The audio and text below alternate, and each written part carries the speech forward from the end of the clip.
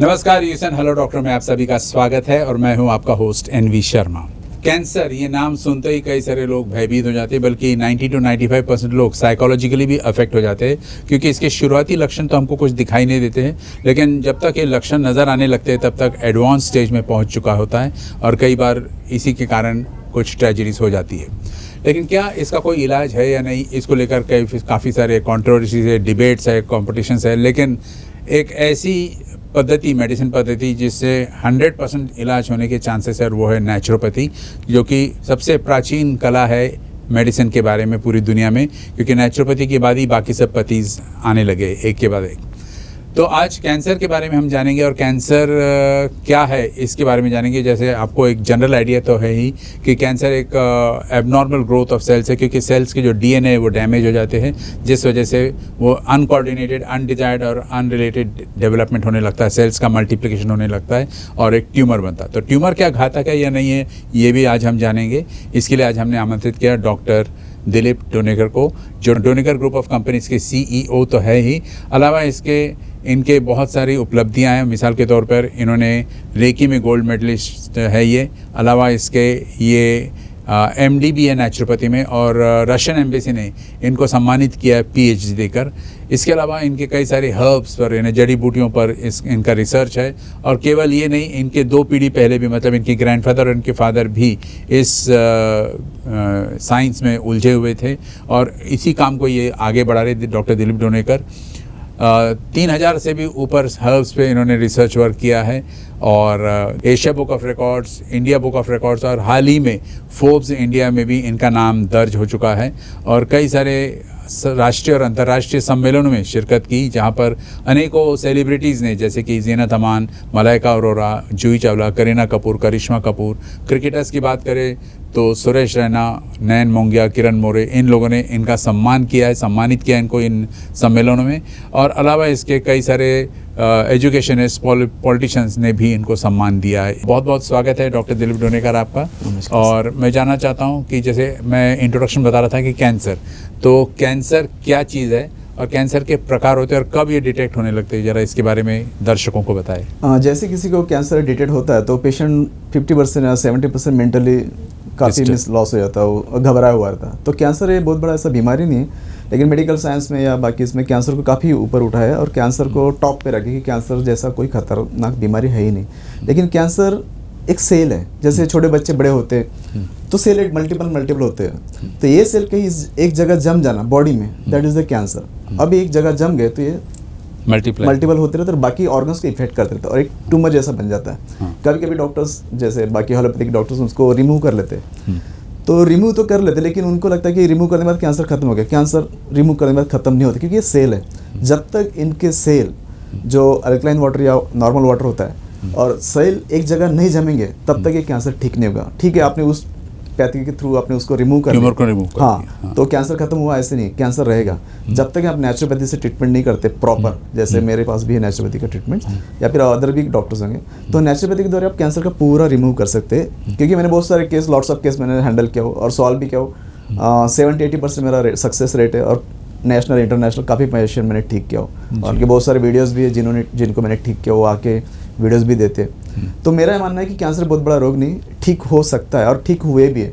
लेकिन आजकल जो मॉडर्न पैथी है, लोग पहले वहीं पे जाते हैं, उसके बाद कहीं हमारे पास आते हैं, और जब हमारे पास आते तब लास्ट स्टेज में आता पेशेंट। उस लास्ट स्टेज में पेशेंट को कहता है कि सर हमें बचा लो, कैसा भी करो बचा लो। तो मैं चमत्कार तो नहीं करता, लेकिन जो मेरी मेडिसिन है वो मेडिसिन ही खास है, क्योंकि मैंने काफ़ी रिसर्च करके मैंने मेडिसिन बनाया, जो कुछ कार्डिया मेडिसिन बनाया, वो मेडिसिन मेरी खास है, और वो मेडिसिन से ही पेशेंट ठीक होता है, फिर कैंसर किसी भी स्टेज का हो। और जहाँ तक कि मैंने लास्ट स्टेज के पेशेंट ठीक किया हो, नागपुर के भी है और कुछ अदर कंट्री के भी है। तो कैंसर बहुत बड़ा जानलेवा बीमारी नहीं है। आप सही डॉक्टर के पास या फिर हमारे नेचुरोपैथी सेंटर में आके मिलिए, तो काफ़ी जल्दी आपका कैंसर ठीक हो जाएगा। प्रॉब्लम सिर्फ वही माउथ कैंसर को थोड़ा होता है, उनको थोड़ा सा टाइम लगता है। जैसे बाकी कैंसर, कोलिन कैंसर या लिप नोड कैंसर या आपका स्किन कैंसर, यूट्रस कैंसर, ये काफ़ी जल्दी ठीक होते हैं। लेकिन जो माउथ कैंसर है उनको थोड़ा टाइम लगता है, बट ठीक वो भी होते हैं।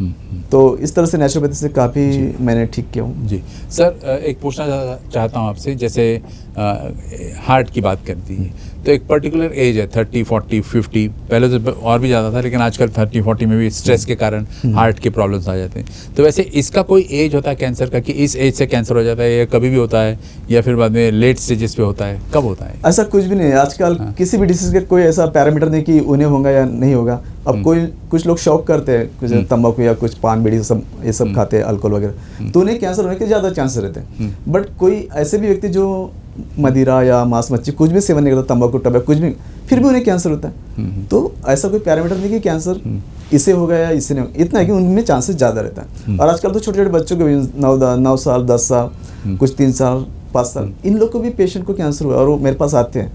किसी किसी को स्टमक में कैंसर होता है, गांठ आई रहती है, लेकिन उन्होंने बहुत कुछ किया रहता है सर्जरी वजह, उसके बाद मेरे पास पेशेंट आते हैं। तो फिर मुझे थोड़ा टाइम लगता है, तब भी ठीक होता है, लेकिन 3-4 महीने लगते हैं। नहीं तो फर्स्ट इसमें आ गया, जैसे उसने बायोप्सी अगर नहीं किया तो जल्दी ठीक होता है। अच्छा। लेकिन लोग बायोप्सी पहले करके आते हैं।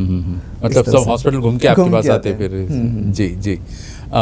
जैसे सर सेल म्यूटेशन को लेके गड़बड़ियाँ हो जाती है, एबनॉर्मल ग्रोथ होने लगता है, तो ये मैलिग्नेंट हो जाता है। तो मैलिग्नेंट सेल और बिनाइन सेल में क्या अंतर हो जाता है? कोई ज़्यादा डिफरेंस नहीं होता है, थोड़ा बहुत डिफरेंस होता है, लेकिन ये आपके खान पान से भी होता है। जो आप खान पान खाते हैं, जैसे बच्चों के या किसी चीज़ को, आप यदि फास्ट फूड या जंक फूड खा रहे हैं तो ज़्यादा चांसेस है कि कैंसर होने का। अच्छा। ऊपर से आप किस तरह का आपका पीएच लेवल है, यदि पीएच लेवल आपका कम होता और बहुत ज़्यादा हाई मीन्स एसिडिक होता है तो भी कैंसर हो सकता है। तो सभी लोगों दर्शकों को मेरी विनती है कि थोड़ा पीएच भी चेक करते रहना चाहिए कि हम जो पानी पी रहे हैं उसका पीएच क्या है, और जहाँ तक हो सके तो नॉर्मल वाटर पियो, टैप वाटर पियो। हाँ, लेकिन आपके यहाँ का जो एरिया का वाटर अच्छा नहीं होगा या फिर थोड़ा क्षार ज़्यादा हो गया तो फिर आप मशीन लगा सकते हैं, आरओ वगैरह। बट जहाँ तक कि वो मटके का पानी पीजिए, अपने तांबे का लोटे का पानी पीजिए, तो आपको कैंसर से आप बच सकते हैं। और जहाँ तक वो ट्रेडिशनल जो रूल्स है उसे फॉलो कीजिए, बहुत ज़्यादा मॉडर्न टेक्नोलॉजी को फॉलो मत कीजिए। थोड़ा बहुत ठीक है, लेकिन बहुत ज़्यादा नहीं। बैठ के खाना खाइए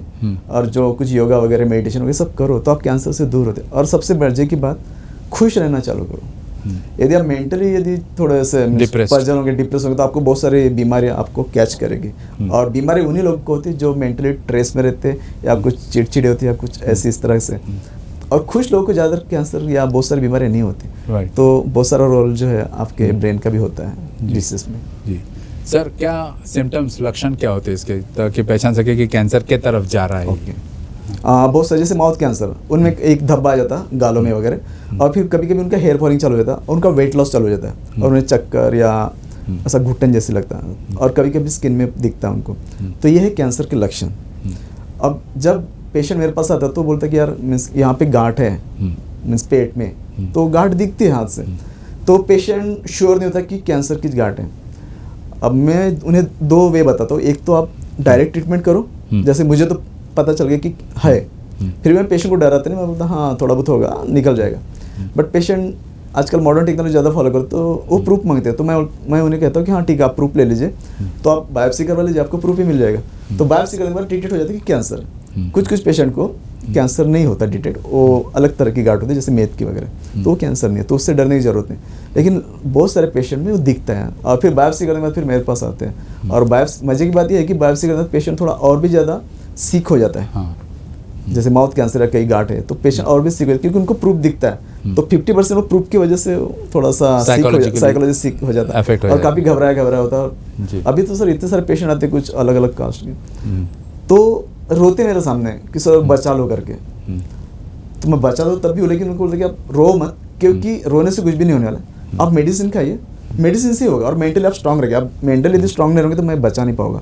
तो 50% आपके हाथ में, आप खुद को डेवलप करो, विल पावर करो, बाकी तो मेरे मेडिसिन ही खास, मेडिसिन आपको बचा देगा, तब के पेशेंट कवर होना चालू होता है। तो पेशेंट को मैं ये ताकीद देता हूँ कि थोड़ा आप खुश रहिए, और कैंसर के बारे में इतना मत सोचिए, आए हो तो जाएगा, लेकिन अच्छे से जाइए, एक निरोगी स्वस्थ होके जाइए। तो फिर मैं उनको बोलते कि आप थोड़ा सा ज़्यादा डिप्रेस मत होइए और मेडिसिन खाइए, हो जाता है। 10-15 दिन में उनको जब रिलीफ होना चालू होता है तो पेशेंट खुश रहता है, फिर पेशेंट अपना बन जाता है। जी जी, इस तरह से। जी सर, अभी आपने कहा जैसे एबनॉर्मल ग्रोथ ऑफ सेल्स होना चालू हो जाता है, और उससे एक जगह जमा होता है तो फिर बाद में वो ट्यूमर में कन्वर्ट हो जाता है। तो हर ट्यूमर कैंसर होता है? नहीं, हर ट्यूमर कैंसर नहीं होता है। कुछ ट्यूमर जो होते हैं वो कैंसर होते हैं, क्योंकि कभी कभी बहुत सारे लेडीज में या बहुत सारे जेंट्स में गठाने दिखती हाथों में, तो वो कैंसर नहीं होता है, वो मेद की गांठ होती है। और कैंसर की गांठ अलग होती है, वो दर्द करती है और उसमें काफ़ी कलर्स भी दिखते हैं, जैसे किसी शरीर में होते हैं उसमें दिखते हैं कलर्स रेडिश वगैरह, और वो थोड़ा सा पसना होना चालू हो जाता है और उसमें काफ़ी मीन्स स्मेल आती है। अच्छा, तो दैट इज़ द कैंसर। और आप जब रिपोर्ट निकालते हैं तो आपको दिख ही जाता है कि हाँ ये कैंसर से सफरिंग करा पेशेंट, और जो बायोप्सी रिपोर्ट्स में दिख ही जाता है कि इसको लिम्फ नोड कैंसर है, जो भी कैंसर है। और जब आपके पार्ट्स निकलते हो लेबोरेटरी में भेजते हैं बॉम्बे या कहीं और, तो वहाँ से पता चल जाता है रिपोर्ट्स में कि कैंसर है। कैंसर है। फिर उसमें जो मॉडर्न टेक्नोलॉजी की जो मेडिसिन है, जैसे रेडिएशन, देन आपका कीमोथेरेपी, ये सब चालू होता है, क्योंकि मेडिकल साइंस में तो फिलहाल यही है। और उनके ऊपर तो शायद उनके पास ट्रीटमेंट है भी नहीं मेरे ख्याल से, वही कीमो लाइट्स रेडिएशन यही देते हैं। बट नेचुरोपैथी में हमारे पास भंडार है, क्योंकि पहले भी हम थे और आज भी हम हैं। तो वहाँ जहाँ मेडिकल साइंस स्टॉप हो जाता है वहाँ से हम शुरू हो जाते हैं।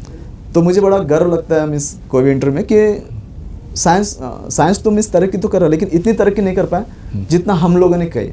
आज भी जो डिलीवरी होती है, जैसे कोई भी लेडीज प्रेग्नेंट होती है, आप फीकल होटल में बेबी होता है, तब कोई भी आप डॉक्टर्स में जाओ, बड़े बड़े हॉस्पिटल, तो बोलते हैं कि बच्चे के गले में नाड़ फंस गई या फिर बच्चा उल्टा सिजेरियन करना हो। तो मेरे ख्याल से बहुत सारे केसेस आप किसी से पूछ लें तो बच्चा वैसे ही बोलते हैं, आपको ऑपरेट ही करना पड़ेगा, बच्चे को बाहर निकालना पड़ेगा। बट मैंने ऐसी मेडिसिन लॉन्च किया कि कितना भी बच्चा घुमा हो, उल्टा हो या नाड़ी फंसी उसके गले में, बस 1 हफ्ते का डोज कीजिए, नॉर्मली होगा।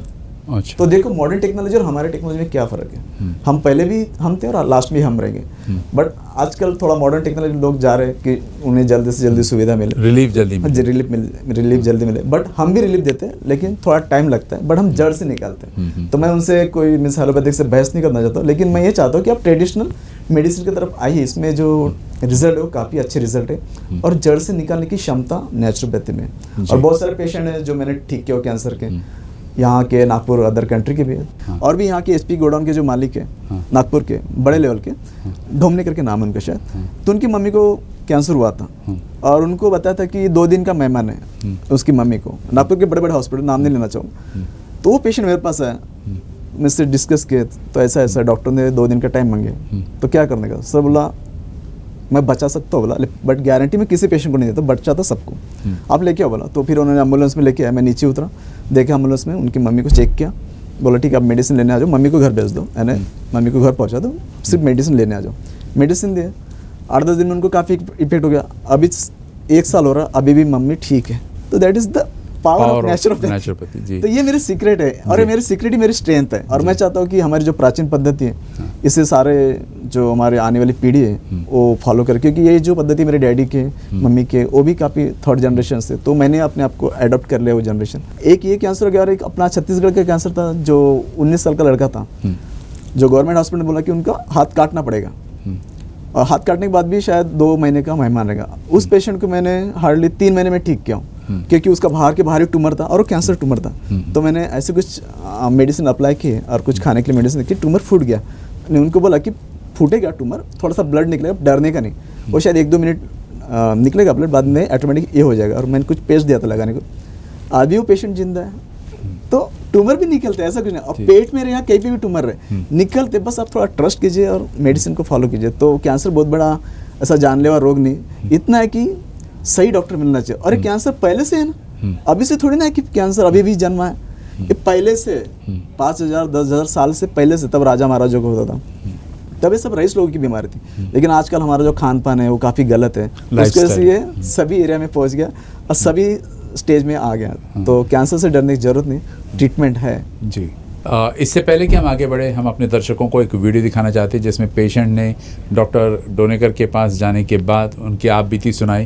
पहले उसको सुन लेते हैं और फिर आगे बढ़ते हैं। मैं अरूप कुमार राम, रचना सृष्टि अपार्टमेंट, केटी नगर, काटोल रोड में रहता हूँ। मुझे 1 साल पहले अप्रैल महीने में लास्ट ईयर कैंसर हुआ था। उसके लिए डॉक्टर ने जब मुझे पता चला कि गांठ आई है, तो मैंने ग्रॉइन एरिया में मैं डॉक्टर सर्जन के पास गया, तो उन्होंने बोले बायोप्सी करो। मैंने 2-3 डॉक्टर से कंसल्ट किया और बायोप्सी किया, लेकिन बायोप्सी का रिजल्ट में यह आया कि there is no evidence of lymphoma. उसके बाद मैंने फिर सोचा कि लिम्फोमा नहीं है तो फिर ये स्वेलिंग क्यों है, तो इसलिए मैंने वो जो रिपोर्ट को यहाँ पर SRL में भेजा था बॉम्बे में, तो वो भी रिपोर्ट आया था कि लिम्फोमा यानी कैंसर नहीं है। तो मुझे डाउट हुआ, तो फिर मैंने उसको, मुझे जिस डॉक्टर ने, हमको सर्जन ने बोला था तो मैं उधर फिर से टाटा मेमोरियल हॉस्पिटल में वही जो पीसेस बायोप्सी के निकले थे उसको भेजा। उसके बाद रिजल्ट ये आया कि evidence of lymph node cancer detect हुआ। उसके बाद मैंने ट्रीटमेंट कोकिलाबेन हॉस्पिटल बॉम्बे में गया और वहाँ से ट्रीटमेंट किया। मेरा वहाँ पर 6 कीमो साइकिल हुआ और 20 रेडिएशन थेरापी हुआ। लेकिन उसके बावजूद भी ये करने के बाद मेरा पूरा जो लिम्फ नोड कैंसर का प्रॉब्लम था वो सॉल्व नहीं हुआ। तो ऐसे समय में फिर एक दिन मैं जब नागपुर में रिटर्न आया तो मेरा विश्वास थोड़ा सा टूटता जा रहा था। ऐसे वक्त में मैंने आयुर्वेदिक डॉक्टर दिलीप डोनेकर करके है, ये नरेंद्र नगर में, उनसे कांटेक्ट किया और मैंने अपना आयुर्वेदिक ट्रीटमेंट किया। मुझे बताने में बड़ी खुशी हो रही है कि उनके ट्रीटमेंट से मैं 4 महीने के ट्रीटमेंट में मुझे ऑलमोस्ट पूरा ही निकल गया है। कैंसर का जो प्रॉब्लम था वो सॉल्व हो गया, स्वेलिंग जो यहाँ पे था वो सब निकल गया और उसके बाद मैंने जो पेट स्कैन निकाला तो ऑलमोस्ट क्लियर था। तो यही चीज मेरे को बताने के लिए करना था। डॉक्टर दिलीप डोनेकर जो कि एक बहुत ही सही डॉक्टर है और उनके ही इससे मुझे इस कैंसर का बहुत फायदा हुआ है। मैंने बाकी फिर कीमोथेरेपी कहीं और कुछ किया नहीं, जो मेरे को एलेक्सिस हॉस्पिटल में रिकमेंड किया था और मैं अभी स्वस्थ हूँ और बढ़िया फील कर रहा हूँ। और ये देखा कि कीमो करने से आदमी बहुत डाउन हो जाता, लेकिन इनके ट्रीटमेंट से बहुत फायदा हुआ। तो ऐसा ट्रीटमेंट करना चाहिए जिसमें कि आपको साइड इफेक्ट भी नहीं है और बेनिफिट मिले। बस इतना ही कहूँगा और डॉक्टर दिलीप डोनेकर को धन्यवाद दूंगा कि उन्होंने मुझे अच्छे से ट्रीटमेंट किया करके। सर जैसे कि ये पेशेंट ने कहा कि वो उसकी क्या एक्सपीरियंस रहे आपके पास, और नेचुरोपैथी में जो पावर आपने कहा ज़रूर है। ये जानना चाहता हूँ सर कि जैसे सभी टाइप के कैंसर्स के लिए एक ही कोड ऑफ कंडक्ट है? नहीं, अलग अलग होते हैं। हाँ। जैसे किसी को लिम्फ नोड कैंसर हो तो उसको अलग मेडिसिन होता है, किसी को यूट्रस कैंसर है उसको अलग मेडिसिन होता है, माउथ कैंसर उनके अलग मेडिसिन होता है। तो सभी मेडिसिन के लिए थोड़ा थोड़ा चेंज होता है। वही तो मेरा सीक्रेट है, वो जो मैं बनाता हूँ, जो मैं फॉर्मुलेशन बनाता हूँ वही मेरा सीक्रेट है। और ये सीक्रेट ही मेरा सीक्रेट है कैंसर लोगों को ठीक करने का। और डॉक्टर भी पेशेंट बोलते हैं कि सर आपने इतना मेडिसिन दिया, पैसा इतना लिया, तो मैं उन्हें कहता हूँ कि ये सब्जीबाजी नहीं है, मेडिसिन है, बट आपका कैंसर ठीक हो गया ना। बोलते हैं हाँ आई एम हैप्पी।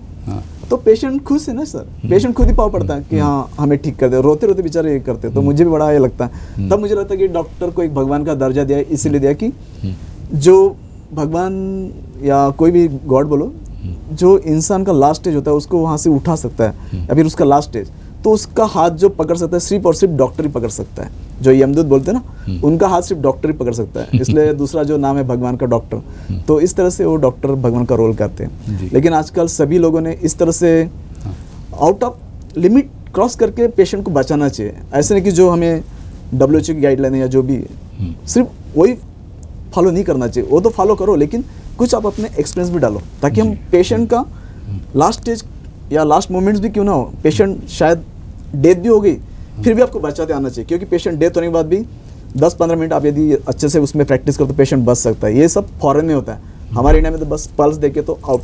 तो इस तरह से नहीं होना चाहिए, क्योंकि पहला और आखिरी लक्ष्य हमारा ये होना चाहिए, पेशेंट को कैसा भी उसको लौटा के लाना है, जिंदा करना ही है। इस तरह से आप उसको, हाँ, वो मोटिवेशन, वो डिटर्मिनेशन होना, तो उस डॉक्टर को हम भगवान मान सकते हैं। नहीं तो बहुत सारे डॉक्टर्स हैं सिर्फ नाम के, तो वैसा नहीं होना चाहिए। डॉक्टर ने डॉक्टर की जैसा प्रैक्टिस करना चाहिए और पहला और आखिरी लक्ष्य यही होना चाहिए, फिर वो किसी भी तबके का पेशेंट हो, गरीब, मध्यम या रिच, उसको बचाना ही चाहिए। जी। जिस तरह से अभी कोरोना वगैरह चल रहा है, जी। तो हम भी अपनी पैथी में प्रैक्टिस करें, बचा रहे पेशेंट को। तो इस तरह से करो। मैं किसी पैथी पे ये नहीं कर रहा हूँ, लेकिन मैं अपनी पैथी को भी कम नहीं मानता हूँ। You are proud of your pathy. हाँ, I am proud of my naturopathy and my mom and dad ने जो मेडिसिन मुझे बताया, उनका भी मैं काफ़ी शुक्रगुजार हूँ, क्योंकि उन्हीं की वजह से मैं बहुत सारे पेशेंट को बचा रहा हूँ। जैसे एक केस हुआ था हमारे साथ में, एक वाड़ी की केस है। वो जो एज है उसका 70-80 अबव, शायद मैं लास्ट टाइम भी बोला होगा। तो वो भी मेडिकल साइंस की केस है, मेडिकल हॉस्पिटल की। और वो डॉक्टर ने बोलते कि 2 दिन के मेहमान है, और उसके पहले कि उनकी जो फ्रेंड वो चली गई थी। तो उसके लड़के को मेरे बारे में पता चला कि ये डॉक्टर कुछ कर सकते हैं, तो आए मेरे पास, बताया उन्होंने। तो हाँ बच सकती है, आप घर लेके चले जाओ बोला। जब मैं घर में गया तो एकदम लास्ट स्टेज में उसको रख देते। जब मैं देखा तो सिर्फ आँखें उनकी ब्लिंक की, मैंने उनका पल्स देखा, नाड़ी परीक्षण किया, फिर लड़के से मिला सामने के रूम में। लड़का बच सकते हैं, हाँ बच सकते हैं, अब 15 दिन का मेडिसिन हो जाएगा। जब मैंने 15 दिन का मेडिसिन दिया, फिर बाद में उनका फ़ोन आया कि आपको मिलने आना है। तो मुझे लगा शायद कुछ हुआ होगा, मिस डाउट तो था बची होंगी करके। फिर ये बोला देख लेते हैं। मैं जब घर गया तो बोला कहाँ आए, आज ही कहाँ है, तो बोले वहाँ पे बर्तन साफ कर रहे हैं। तो ये होता है नेचुरोपैथी। तो हमने कैसे बचाया, मेडिसिन से बचाया। मैंने थोड़ी सी मेडिसिन दिया और मैंने उनको ये बोला कि उनके मुंह में डालिए, भले वो उल्टी करे बट डालना जरूरी है। तो पेशेंट बच गया। तो ये होता है नेचुरोपैथी। और आपका उसमें ज्ञान होना चाहिए, हर जड़ी बूटी में कौन सी जड़ी बूटी किस तरह से काम आती है। और मेरा ये मानना है कि ऐसी कोई वनस्पति नहीं इस दुनिया में जो काम की ना हो। सारी वनस्पति काम की, फिर वो जहर भी क्यों ना हो, वो भी काम का है। तो बहुत सारे डिश में वो भी काम में आता है, बट कितना देना क्या देना वो डॉक्टर पे डिपेंड करता है। तो इस तरह से प्रैक्टिस करना चाहिए। सर एक पूछना था, जैसे इवन महात्मा गांधी भी नेचुरोपैथी के एक बहुत बड़े फॉलोअर थे। जैसे उनके पेट में दर्द हुआ तो मिट्टी का पैक लगाते थे और बाद में बहुत जल्दी वो रिलीफ भी हो जाता था। तो नेचुरोपैथी की अपनी पावर है। लेकिन मेरा यहाँ सवाल है सर कि जैसे कैंसर के मुख्य होने कारण क्या है, कि किस कारण से कैंसर होता है? क्योंकि एक तो हमको मालूम है लाइफस्टाइल चेंजेस आ गए वगैरह, तो और क्या कारण हो सकते हैं जैसे कैंसर होता है? कैंसर के बहुत सारे कारण हैं। आपका लाइफस्टाइल, आपके खान पान की जो पद्धति है, देन आजकल जो आप कमोड यूज़ कर रहे हैं वो जहाँ तक कि अपने ट्रेडिशनल जो सीट है उसे यूज़ कीजिए, इंडियन सीट। इसलिए आजकल जो भी फ्लैट बन रहे हैं वो एक कमोड भी दे रहे हैं, ट्रेडिशनल भी दे रहे हैं, क्योंकि क्लाइंट मांग रहा है कि हमें ट्रेडिशनल भी चाहिए। तो थोड़े से अवेयरनेस बढ़ रहा। जो ज़्यादा कमोड यूज़ करता है उन्हें कोलिन कैंसर का डर होता है। आजकल बड़े बड़े जो सेलिब्रिटी हैं, जैसे बच्चन या जो कुछ है, उनके भी कोलिन कैंसर है। बट ये लोग कमोड यूज़ करते हैं। जब ये ट्रेडिशनल यूज़ करना चलोगे तो उनका प्रॉब्लम कम हो जाएगा, क्योंकि ट्रेडिशनल में आपका जो एंगल होता है काफ़ी स्मूथली होता है, उस एंगल से स्टूल स्मूथली बाहर आ जाती है। लेकिन जब आप ट्रेडिशनल में बैठते तो थोड़ा अलग होता है। तो जो जगह है एनएस पॉइंट वो काफ़ी सिकुड़ा हुआ रहता है, और ऊपर से यदि स्टूल हार्ड रही तो कट्स हो जाता है। फिर कट्स हो गया तो पाइल्स से रिलेटेड हो जाता है। फिर आपने यदि उसको लाइटली ले तो फिर वही कैंसर में ये हो जाता है ट्रांसफर। और आजकल जो यूट्रेंस लेडीज में कैंसर हो रहे हैं, और बहुत सारे डॉक्टर कहते हैं कि यूट्रेंस को रिमूव कर लो। मीन्स ठीक है, यानी उनके पैथे में शायद वो होगा, बट हमारे नेचुरोपैथी में हम उन्हें रिमूव नहीं करते। हम वही की वही उनको जो ट्यूमर यदि है तो मतलब बच्चा देने की बात करो, तो वही के वही हम उसको डिसॉल्व कर लेते हैं। और पेशेंट को कोई ऑर्गन्स भी बाहर नहीं निकलता और कोई कट्स भी नहीं, और पेशेंट इस तरह से ठीक होता है सिर्फ और सिर्फ मेडिसिन से। तो नेचुरोपैथी या हमारे जो ट्रेडिशनल मेडिसिन काफ़ी कारगर है। और आजकल बहुत सारे वनस्पति दुर्लभ है या फिर उन्हें काफ़ी नष्ट किया गया। तो कुछ कुछ वनस्पति मैंने संजोए रखे, जो मेरा छोटा सा फार्म हाउस है उसमें संजो कर रखे। और काफ़ी जो मेडिसिन है वो काफ़ी दिव्य वनस्पति, हम उन्हें ऐसे नहीं तोड़ सकते, उन्हें बाकायदा इन्विटेशन देके तोड़ सकते, क्योंकि वो काफ़ी दिव्य वनस्पति है। क्योंकि कभी मैं किसी को, सर को यदि इन्विटेशन देता हूँ कि कल प्रोग्राम है सर आना है, तो सर का भी अपना कुछ अलग शेड्यूल होगा तो आएंगे नहीं। लेकिन मैं बिफोर वन डे कहता हूँ कि सर आपको ये टाइम पे आना है, तो सर प्रिपेयर रहेंगे। तो सेम वनस्पति में भी होता है, उनको भी एक टाइम होता है किस टाइम में तोड़ना चाहिए और किस टाइम में नहीं तोड़ना चाहिए। तो उनको भी प्रॉपर इन्विटेशन था, क्योंकि वो भी जिंदा वनस्पति है, कोई डेथ नहीं है। तो जिंदा वनस्पति तो उन्हें भी एक रिस्पेक्ट के साथ तोड़ना पड़ता है। ये मॉडर्न टेक्नोलॉजी में तो शायद ये थोड़ा नहीं होगा, बट ये हमारे जो ट्रेडिशनल मेडिसिन इसमें काफ़ी रूल्स होते हैं और उस तरह से, और कितने बजे कुछ चीज़ बनाना चाहिए भी काफ़ी होता है, और किस वक्त देना चाहिए। हर चीज़ का एक टाइम होता है, उस टाइम में देना चाहिए, तो पेशेंट जल्दी ठीक होता है। और हमारे जो पूर्वज थे, जैसे जीवक का मैं नाम लेता हूँ, जब बुद्ध कालीन में जीवक थे, वो काफ़ी मीन्स ज्ञानी थे, वो राजवैद्य थे। तो वो उस पेशेंट को देख के ही पता चलता उनको क्या हुआ, और काफ़ी उनका नाम था मेडिकल साइंस में। और सबसे पहले हार्ट ब्रेन सर्जरी शायद जीवक ने किया। तो जीवक ये नेचुरोपैथी के तज्ञ थे, जब तक्षशिला से वो मास्टर थे। तो उनका परिचय सभी जन जानते हैं, जीवक कौन चीज़ है और क्या है करके। तो मैं जीवक का एक छोटा सा अंश बनना चाहता हूँ, बिल्कुल। और उसी में मैं ट्राई कर रहा हूँ, और उसी में मैं फोकस कर रहा हूँ कि बस सारे लोगों को मैं बचा सकूँ। जो भी मेरे क्लिनिक में है वो हंसता हुआ जाए, ना कि रोता हुआ। तो मेरा यही प्रयत्न है कि इंग्लिश में कहावत है, where there is a will there is a way, जहाँ चाहा वहाँ राह भी है, और आप उसी दिशा पर चल रहे हो। सर्वाइकल कैंसर के बारे में अगर हम बात करें तो उसके बारे में क्या ऐसे कोई केसेस है आपके पास? हाँ, सर्वाइकल कैंसर, जैसे अमरावती की एक केस है जो अभी मैंने रिसेंटली ठीक किया हूँ। उसका शायद 60-65 है, ओल्ड लेडी है। तो उनको सर्वाइकल कैंसर हुआ, डॉक्टर ने बोला था कि उसको रिमूव करना पड़ेगा। तो जब एक केस मेरे पास आई तो मैं बोला रिमूव मत करो, मैं मेडिसिन से करवा दूँ। तो अभी वो पेशेंट ठीक है। सिर्फ मैंने उनको शायद 6 महीने लगे उसको। सर्वाइकल कैंसर थोड़ा टाइम लगता है, तो उनका बच्चेदानी भी नहीं निकालना पड़ा। और सर्वाइकल की जो गांठ थी और जो ब्लडिंग वगैरह हो रहा था, काफ़ी ब्लडिंग होता था, तो ब्लडिंग भी रुक गया, अभी ठीक ठाक है। तो उसे मुझे थोड़ा टाइम लगा, क्योंकि थोड़ा एज भी थी और थोड़े बैड हैबिट्स थे थोड़े। तो सब मैंने बताया कि ये मत करो, और कुछ डाइट शेड्यूल भी दिया, उसके हिसाब से ठीक है और हैप्पी है।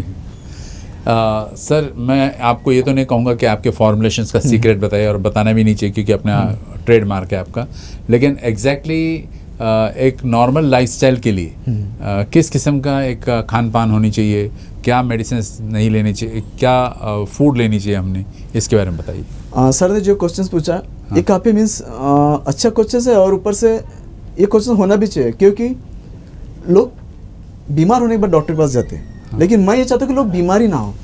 जो सर ने जो क्वेश्चंस के काफ़ी अच्छा इंटेलिजेंस क्वेश्चन, क्योंकि आदि बीमारी ना हो, और मैं तो चाहता हूँ कि लोग बीमार हो ही नहीं सकते, और कोई सी भी चीज़ किसी भी व्यक्ति को कोई रोग हो नहीं सकता यदि जो मैं बता रहा हूँ इसे यदि आप फॉलो करते हो और आप गार्ड बांध लीजिए जो मैं बताऊँगा उसे यदि आप फॉलो करते तो मुझे नहीं लगता कि शायद हमारे इंडिया में कोई सिक या बीमार पेशेंट मिले, और लेकिन इससे बाकी फील्ड का प्रॉब्लम हो सकता है। लेकिन हमारे जो जितने भी हमारे नागरिक है भारतवंशी है वो सारे निरोगी रहेंगे। तो मैं ये चाहता हूँ आप गार्ड बन लीजिए, जब भी आपको भूख लगे तब खाना खाइए, और जब प्यास लगे तब पानी पीजिए, और दिन में सिर्फ 2 ही बार खाना खाइए। फिर 2 बजे पहले खाइए, या 10 बजे भूख लगे तो 10 बजे खाइए, 11 बजे भूख लगे तो 11 बजे खाइए। जब आपको भूख लगे तब खाना खाइए, और शाम को जब भी आपको भूख लगती 9 बजे 8 बजे 7 बजे तब आप खाना खाइए। बीच का जो टाइम है थोड़ा पेट स्टमक को थोड़ा रेस्ट दीजिए, मतलब 12 घंटे बस दिन में 2 बार। हाँ। यदि ये रूल्स फॉलो करते हैं तो मेरे ख्याल से किसी को भी कोई रोग नहीं हो सकता है। और जितना हो सके ट्रेडिशनल रहिए, सिंपल सीट में बैठिए, नीचे बैठ के खाना खाइए, और सबसे मजे की बात आप हैप्पी रहिए।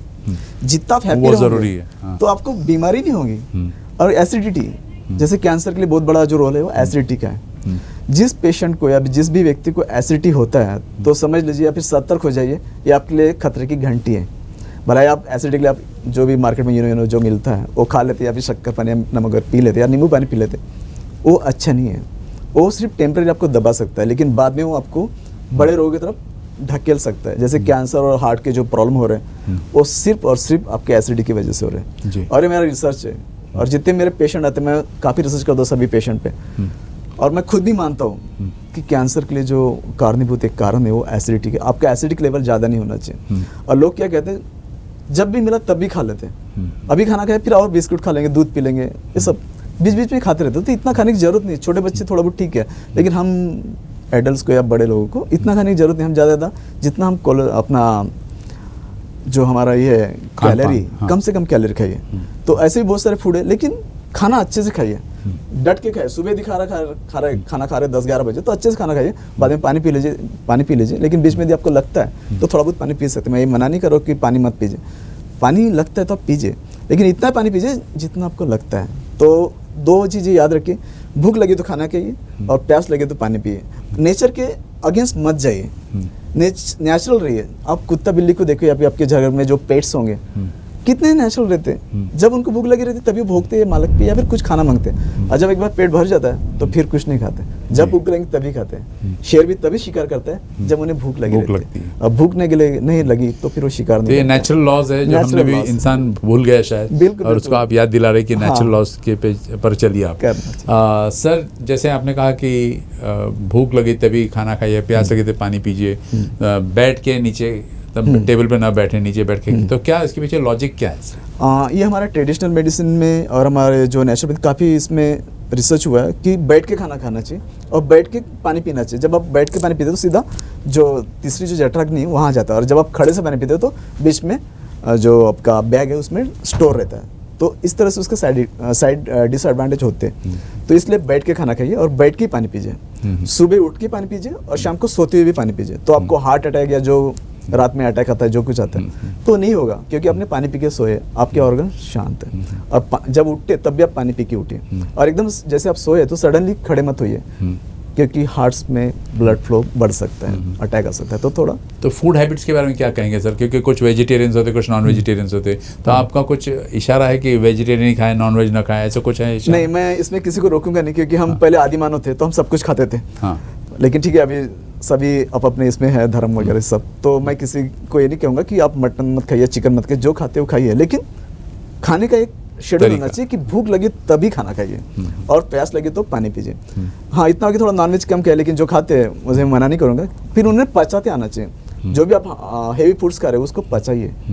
यदि आप मीट खा रहे हो तो उसको पचाना चाहिए, पचाते आना चाहिए। नहीं तो आप खा रहे हैं फिर बीच में और भी कुछ खा रहे हैं, तो इस तरह से नहीं होना चाहिए। और जाते कि वो वेजिटेरियन खाए, ताकि जो पशु की संख्या है, जो कत्ल खाने वगैरह थोड़े कम हो, तो जहाँ तक कि वेजिटेरियन रही, और वेजिटेरियन में बहुत सारे पावर्स है और बहुत सारे वनस्पति है, बहुत सारे जो हमारी जो रान भाजी बोलते थे हम मराठी में, जो जंगली जो मिलती थी जैसे कटल्स वगैरह, वो सब खाना चाहिए। आजकल लोग वो सब नहीं खाते, बस मॉडर्न खाए फूड्स करे, फ्लावर वगैरह, फ्लावर भी खाए, लेकिन कुछ पुराने जो हमारे थे कुछ भाजी पाले वगैरह वो भी खाइए, क्योंकि उसमें काफ़ी विटामिन मिनरल्स प्रोटीन्स है।